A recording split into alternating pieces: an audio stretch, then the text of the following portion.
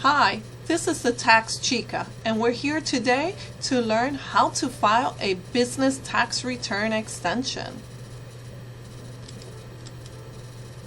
And I like to start my trainings with a nice saying, and this one is from Winston Churchill. Attitude is only a little thing, yet it makes a big difference. And legal says I must give you guys a disclaimer. So the material and information contained on this video is for general information purposes only. This video does not create a client relationship. You should not rely upon the material or information on this video as a basis for making any business, legal, or any other decisions. Ana Luisa La Antigua CPA, the Tax Chica, makes no representations or warranties of any kind, expressed or implied, about the completeness, accuracy, reliability, suitability, or availability with respect to the website, video, or the information, products, services, or related graphics contained on this video. Any reliance you place on such material is therefore strictly at your own risk. I want to thank you for watching this video, and if you like, please like and subscribe. That will keep me making more videos that might give you more information. So for what we're here today, how to file a business extension. It doesn't matter if you have an 1120C corporation, 1120S corporation, a 1065 partnership, or a 1065 limited liability company. The process to file a business extension is all the same. They all use Form 7004 to file the extension. And that extension extends the time you have to file your tax return up to 6 months. Up to means not everyone gets 6 months. So here are the questions, some questions people ask all the time, and the number one is the one that most people get wrong. They think that by filing an extension, that extends the time you have to pay. It doesn't really extend the time to pay. It only extends the time to file.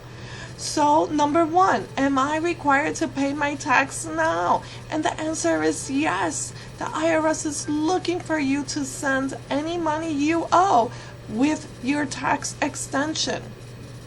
So yes, an extension of time to file your tax return does not grant you an extension of time to pay your tax liability. Therefore, if you think you owe taxes, you might want to send a little bit in with your extension. That reduces taxes, penalties, interest that the IRS might charge you for filing late. Now, number two, do I need to file an extension if I'm expecting a refund? And yes, the IRS and most states require that you file either your tax return or file a tax extension regardless of whether you owe taxes. The IRS charges high penalties for filing your tax return late. And even if the IRS didn't charge you a penalty, let's say you have an 1120C Corp that doesn't have tax, and the IRS doesn't charge you a penalty because you didn't file an extension, well, the state might charge you a penalty for not filing. So file that extension. It's going to avoid you a lot of headaches. And number three, can I submit my taxes on the due date despite filing for an extension? And yes, you can choose to file your taxes by the original tax deadline. In that case, the IRS will simply ignore your extension of time requested. Okay, so how to file a business extension. Form 7004, application for automatic extension of time to file certain business income tax information and other returns. Number one, by mail, by sending it to the IRS, and this is a website where you can get the address for where you need to send it to, depending on where you live, or by using an authorized IRS e-file provider. Tax professionals accepted by the IRS into the electronic filing program are called authorized IRS e-file providers. The IRS has compliance requirements that the software utilized is operating properly and securely. So now I'm going to show you how to complete the extension.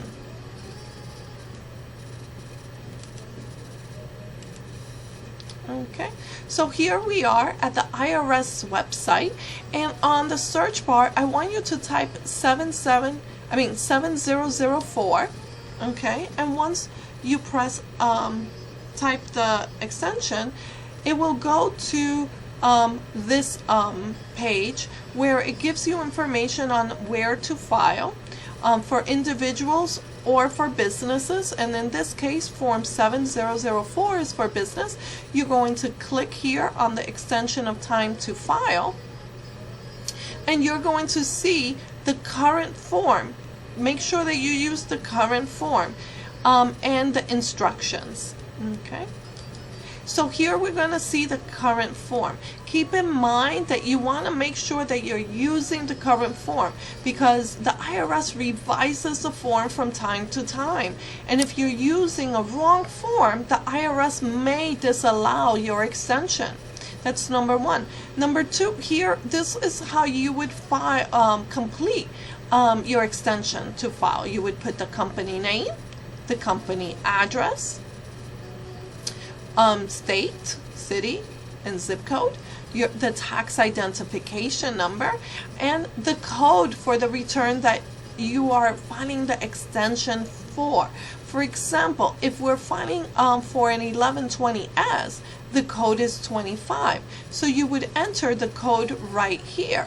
But if the tax return is an 1120C, then it would be code 34. But if it's a 1065 partnership, then the code would be 09, and so forth. So this form is utilized to extend a lot of business returns. So you want to make sure you enter the right code, because if not, the IRS will disallow the extension. The other item that you must do is you must complete the bottom. Tentative total tax, put 0. Balance due, 0. Do not leave these zeros out, because the IRS may say your extension is not filed correctly. So it's very important that you put your zeros, that you complete everything, and make sure that you put the right code. Sometimes you're looking at here and you pick up the wrong code because you look to your left. Make sure that you pick the right code. Very, very important. The next step is to know where to file the extension. So for that, we're going to go to the instructions. And in the instructions, under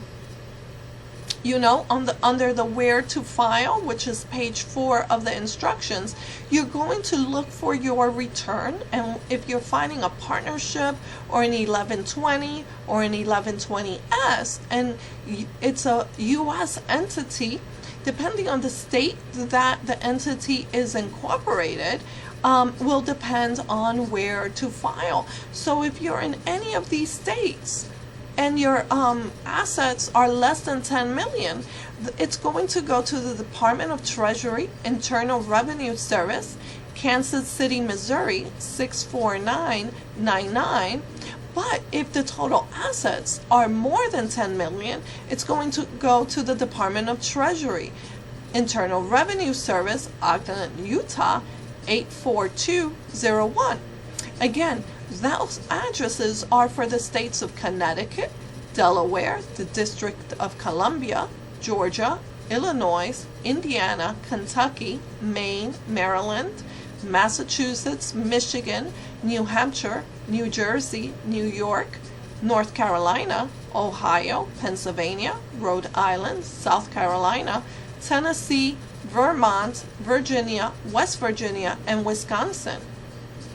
But let's say you're not in one of those states and you are in either Alabama, Alaska, Arizona, Arkansas, California, Colorado, Florida, Hawaii, Idaho, Iowa, Kansas, Louisiana, Minnesota, Mississippi, Missouri, Montana, Nebraska, Nevada, New Mexico, North Dakota, Oklahoma, Oregon, South Dakota, Texas, Utah, Washington, and Wyoming, then it doesn't matter how big or small your business is. It's going to go to the Department of Treasury, Internal Revenue Service Center, Ogden, Utah 84201. However, if you are filing a tax return and an extension for a business that is in a foreign country or a U.S. possession, then this is the address. Okay, so I hope that this information was helpful.